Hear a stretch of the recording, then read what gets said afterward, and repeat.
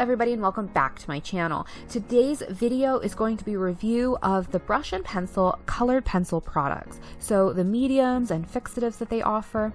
I will be reviewing and demoing the powder blender, touch-up texture, and titanium white, as well as the two fixatives that they offer, the textured workable fixative as well as the final fixative. So we're going to talk about all of these products today as I roll the footage of this colored pencil drawing I did of an autumn leaf using the Polychromos Colored Pencils, which really are the recommended colored pencils for these products, or any oil-based colored pencil.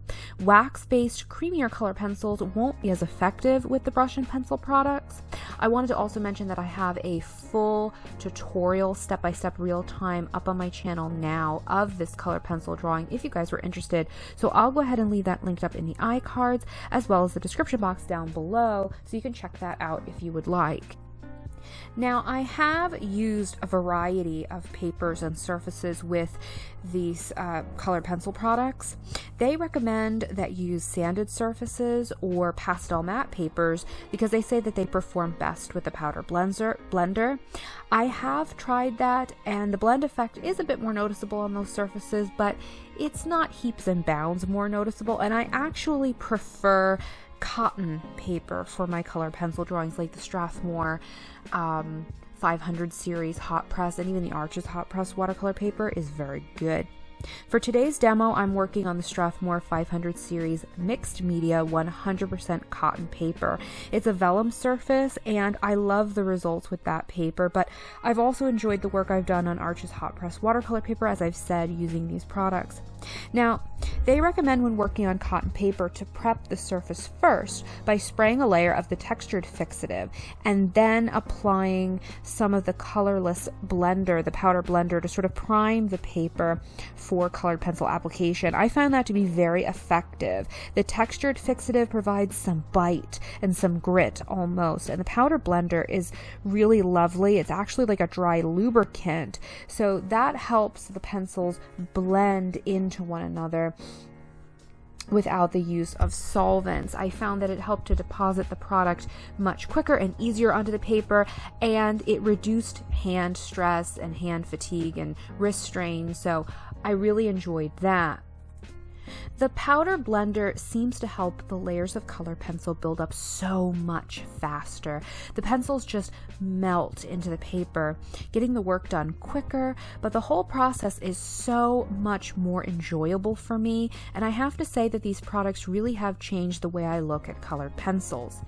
The blender truly is completely colorless, and in another piece I'm working on now off to the side, in application did not affect my darks at all, so that's good to know. My blacks stayed rich and vibrant, very true to color, and nice and rich and saturated and dark, so I can say that truly did not affect my blacks or fog over my darks at all.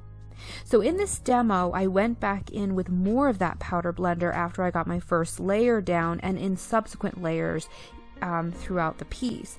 You'll notice that it won't really melt the pencil and get rid of all the little white speckles of paper like a traditional solvent would, like for example odorless mineral spirits would.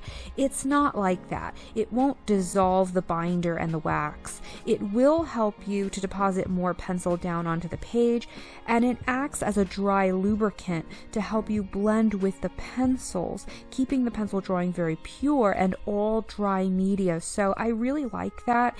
And like I said, the whole pencil drawing really did build up so much faster, blended better, smoother, just beautiful blends and easy subtle gradients.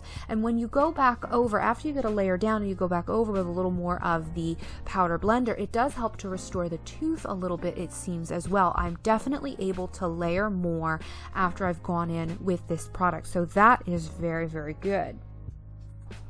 I also find that a little does go a very long way. You need a lot less of this than you think that you might need, and I would apply less with every subsequent layer of the color pencil that I would apply.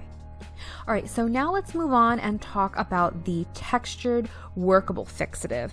I'm really impressed with this product, and it works in a couple of methods or purposes.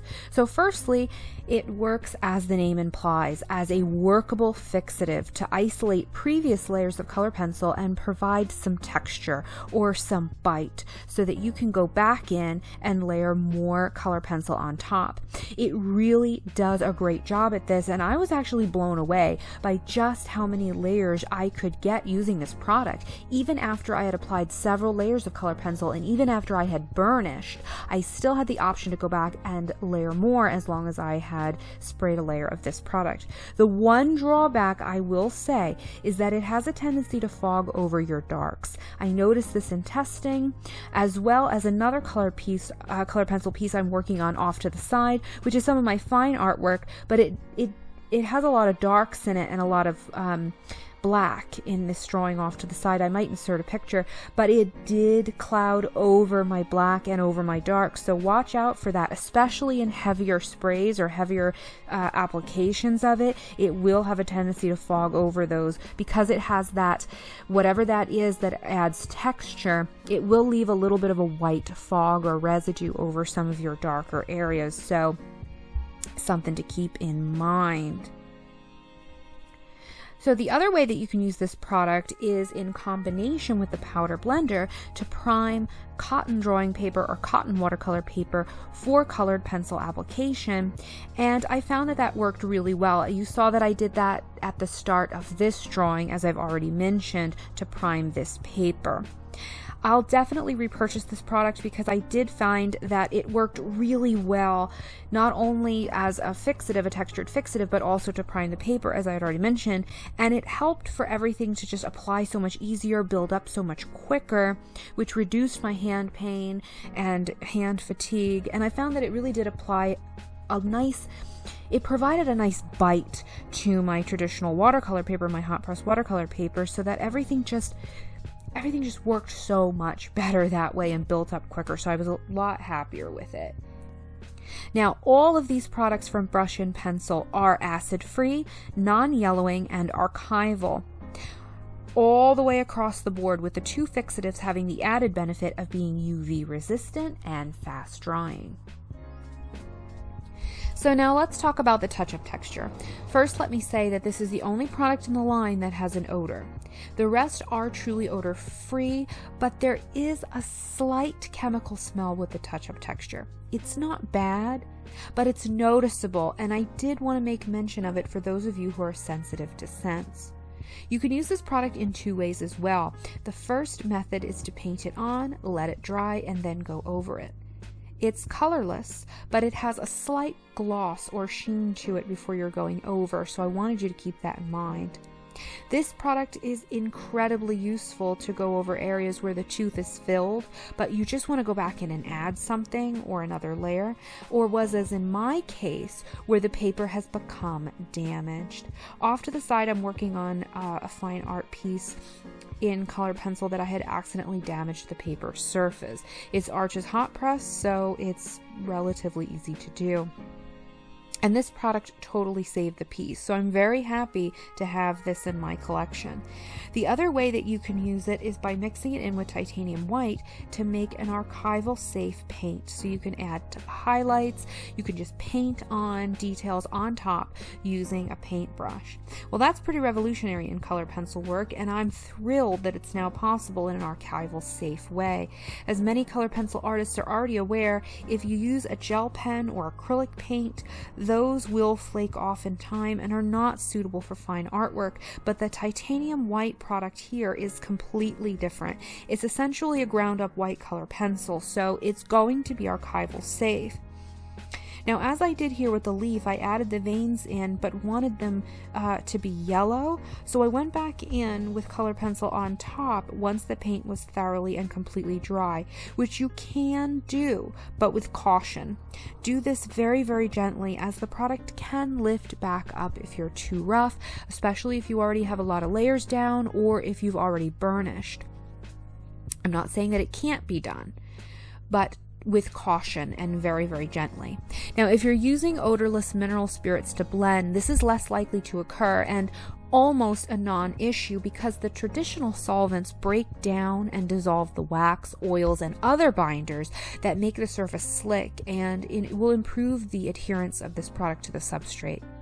Together, these products, the touch-up texture and titanium white, make a very opaque, nice, bright paint that's non-yellowing, acid-free, and archival safe. Lastly, I want to talk about the final fixative.